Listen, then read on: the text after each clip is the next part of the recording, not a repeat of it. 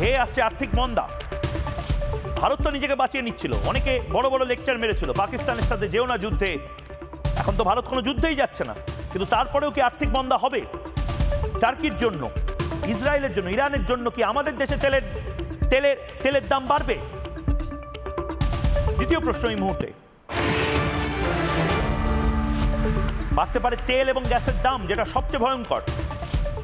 এর কারণ নরেন্দ্র মোদী নয়, এর কারণ কংগ্রেস নয়, রাহুল গান্ধী নয়, বামেরা নয়, ভারত নয়, পাকিস্তানের যুদ্ধ নয়।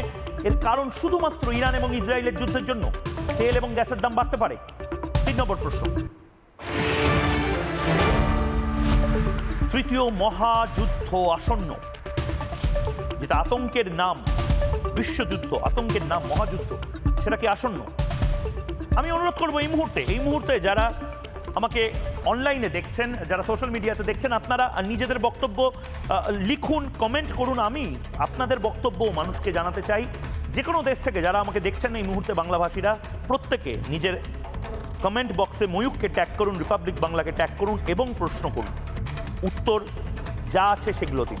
আমি অরিত্র এবং রাকেশবাবুর কাছে যাচ্ছি। অরিত্র, দেখুন, প্রথম কথাই হচ্ছে যে এই মুহূর্তে গোটা পৃথিবীতে যে পরিস্থিতিটা চলছে তার মধ্যে ইরান এবং ইসরায়েলের সমস্যার কারণ, এবং ইসরায়েল খুব স্ট্র্যাটেজিকভাবে ইন্টারেস্টিং সময় ইরানকে আক্রমণ করেছে। তার কারণ ইসরায়েল এবং ইরানের যে সংঘাত সেটা দীর্ঘদিন ধরেই একটা স্ট্যান্ড অফের মধ্যে ছিল, কিন্তু এর আগে যখন বাইডেন প্রশাসন আসে তখন ইরানের নিউক্লিয়ার চুক্তি নিয়ে তাদের মধ্যে একটা ডিল স্বাক্ষরিত হয়েছিল। যদিও ইসরায়েল সেই আমেরিকা এবং ইরানের সেই ডিলে সহমত হয়নি, কিন্তু যদিও ইসরায়েল আমেরিকার অ্যালাই, সেজন্য তারা খানিকটা সাইলেন্ট হয়ে গিয়েছিল। এই মুহূর্তে ইসরায়েলের কাছে একটা গুরুত্বপূর্ণ শক্তি আছে, যে ডোনাল্ড ট্রাম্প, যে একজন প্রো ইসরায়েলি আমেরিকান সরকার অপারেট করছেন।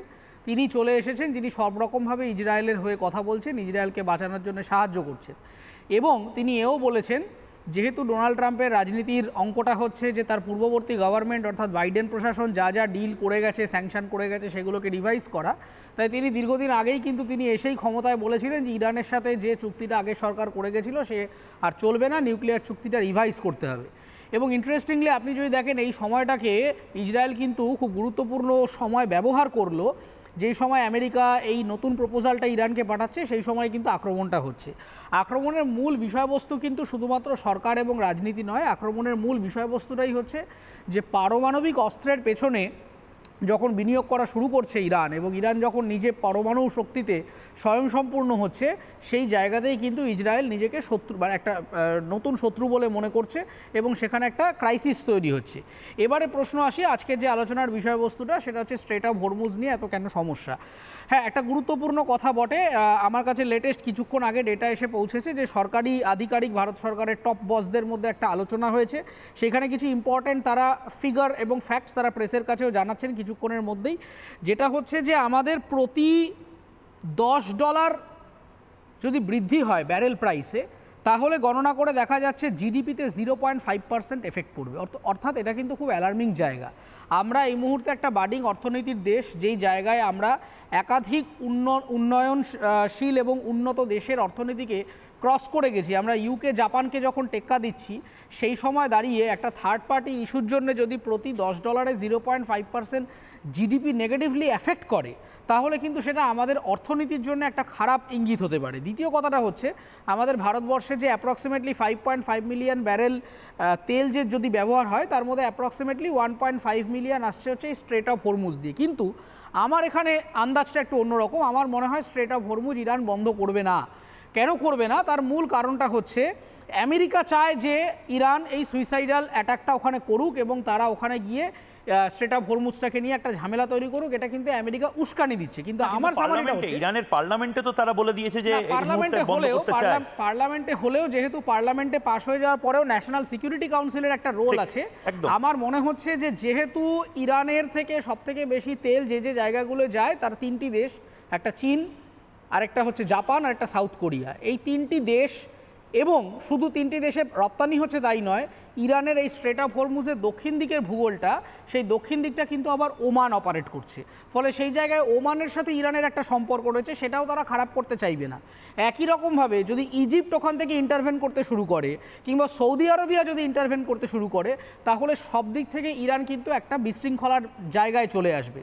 মূলত যে জায়গাটা ইরান এই মুহূর্তে চাইছে, যে ভারতবর্ষ, চীন, জাপান, দক্ষিণ কোরিয়া, যে যে দেশগুলোর সাথে ম্যাক্সিমাম ট্রেড তাদের হয়, কারণ অলরেডি আমেরিকা একটা স্যাংশন বসিয়ে রেখেছে ইরানের ওপরে, যেই কারণে আমরাও কিন্তু অনেক ট্রেড কিন্তু ইরানের সাথে করতে পারি না ডিউ টু ইউএস স্যাংশন। সেই জায়গায় ইরান অন্তত ট্রেডিং পার্টনার যাদের সাথে রয়েছে তাদের সাথে এই স্ট্রেট অফ হরমুজটাকে পুরোপুরি আটকে এখন কোনো সমস্যা তৈরি করতে চাইবে না বলে আমার অনুমান। কিন্তু ইতিহাস বলছে যে পুরোপুরি না আটকালেও কখনো না কখনো কিন্তু যেটা করা হয়েছে, যেরকম ওমান সরকারের একটা স্টেটমেন্ট, ওমান সরকার যাবতীয় ওমানের এই মুহূর্তে জাহাজগুলোকে ওমানের জলসীমার মধ্যে আটকে থাকতে বলেছেন, যতক্ষণ না পর্যন্ত গভর্নমেন্ট ফার্দার স্টেপ নিচ্ছে। তারা বলছে যে তোমরা এগিয়েও না। ফলে এই জায়গায় যেটা ভারতবর্ষের মধ্যবিত্তরা, যেটা আপনি প্রশ্নটা সঠিক করেছেন যে আমাদের তাহলে কি এসে যায় ওখানে, কোথায় হরমুজ প্রণালীতে কি হচ্ছে, হ্যাঁ এসে যাবে হচ্ছে যে লিকুইফাইড ন্যাচারাল গ্যাস, সেইটা আমাদের অন্যতম এনার্জি সোর্স, অয়েল অন্যতম এনার্জি সোর্স, ইন্স্যুরেন্সের প্রিমিয়াম অন্যতম গুরুত্বপূর্ণ অর্থনীতির প্যারামিটার। তার কারণ এই যে বিরাট পরিমাণ অংশের মানুষ ওখানে কাজ করছে, একটা প্রোডাক্ট, একটা কাঁচামাল যদি আসতে দেরি হয়, কাঁচামাল আসতে দেরি হলে বিদ্যুৎ উৎপাদনে দেরি হবে, কাঁচামাল আসতে দেরি হলে আজকে মোটর ভেহিকেল, ট্রান্সপোর্ট থেকে শুরু করে সমস্ত জায়গায় এনার্জি ছাড়া একটা দেশের গোটা অর্থনীতি কিন্তু বিকল। সেই জায়গায় যেটা আমাদের পার্লামেন্টেরিয়ানরা বলছেন যে আমরা এটা নিয়ে চিন্তিত নই যে ওখানে বন্ধ হলে আমাদের সাপ্লাই ক্রাইসিস হবে, তার কারণ আমরা আমাদের বর্তমান বিদেশ নীতিতে ট্রেড পলিসিটা এতটাই ডাইভার্সিফাই করেছি যে যদি ইরানের থেকে কাঁচামাল নাও নিতে পারি অন্য কোথাও থেকে নিতে পারবো। কিন্তু আমরা ভাবিত হচ্ছে এই জায়গাতেই দাম নিয়ে ভাবিত যে দাম যদি বেড়ে যায় তাহলে আমাদের বেশি দাম দিয়ে কিনতে হলে কিন্তু মধ্যবিত্তের দৈনন্দিন জীবনযাপনে কিন্তু যথেষ্ট প্রভাব। এবং ঠিক সেই জায়গাতেই সামান্য নিশ্চিন্ত হওয়ার মতন একটা ব্রেকিং নিউজ আমার কাছে এসে পৌঁছেছে ওয়ার্ড রুম থেকে, এবং আমাকে পিসিআর বললো অরিত্র যেহেতু এই কথাগুলো বলছে, এই ব্রেকিং নিউজটা নেওয়া অত্যন্ত জরুরি।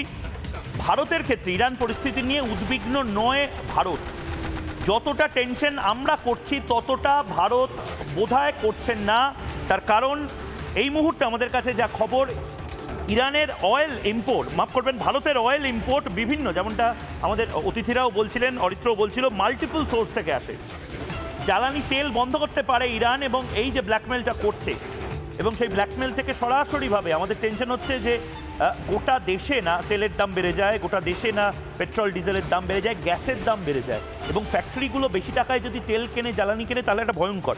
আমাদের কাছে যে খবর আসছে, রাশিয়া থেকে অয়েল ইম্পোর্ট আমরা জুন মাসে শুরু করেছি, সেটা প্রায় 2.2 মিলিয়ন ব্যারেল পার ডে। ভালো করে বুঝুন, প্রতিদিন আমরা 2.2 মিলিয়ন ব্যারেল তেল রাশিয়া থেকে অলরেডি অনেক রক্তচক্ষু উপেক্ষা করে কিনে ফেলেছি। এগুলো এখনো কিনবো আমরা। রাশিয়া আমাদের বন্ধু দেশ, আমেরিকার বরঞ্চ গোসা বেশি হয়েছিল আমরা কেন ইরান বা রাশিয়ার থেকে তেল কিনছি।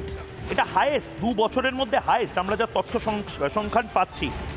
এবং তার পাশাপাশি সৌদি আরবিয়া, ইরাক, ইউএই এবং কুয়েত, এই দেশগুলো থেকেও আমাদের তেল আসে। নানা ধরনের কন্টেন্ট দেখার জন্য লাইক করুন, শেয়ার করুন আমাদের ফেসবুক পেজ, সাবস্ক্রাইব করুন আমাদের ইউটিউব চ্যানেল। পাশাপাশি অন্যান্য ব্রেকিং নিউজের জন্য অবশ্যই চোখ রাখুন রিপাবলিক বাংলায়।